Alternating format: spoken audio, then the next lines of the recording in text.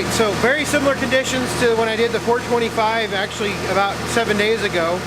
A little bit more snow on the ground. It's actually a little colder. I think it's about 15 degrees outside. What I've done very similar to what I did with the 425. I basically got the machine out, got it warmed up. I've gone ahead and actually run the deck a couple times, so we're going to see how the 420 does starting up a cold 60-inch deck.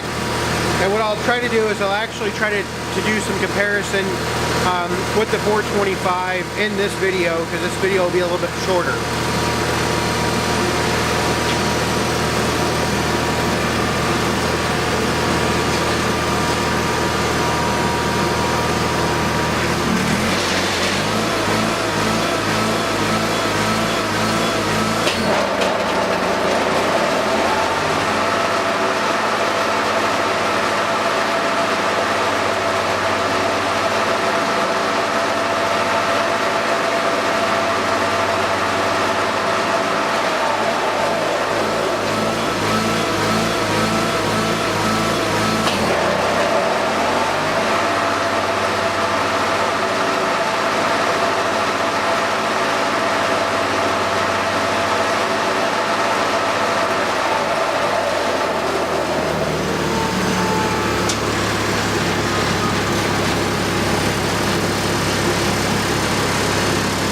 So as you can see, the 420 does a little bit better job getting that deck up and spinning, even though it still struggles. So let me get the tractor inside, and I'll have to apologize for the heater. I don't want all the heat coming out of the shop when it's 15 degrees outside. So let me get in the shop, and then we'll do some more talking about the 420.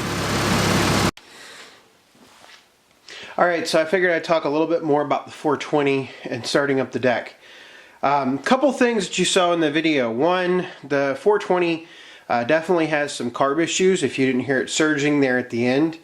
And also the deck bearings on this deck are in much worse condition than the deck bearings on the 425 deck. That's just two notations there.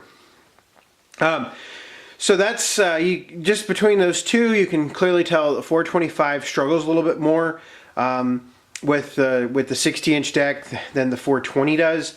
Obviously, the 420 still struggled with the 60-inch deck in this case. Obviously, in both cases, if the weather was a bit warmer, the deck was not as cold.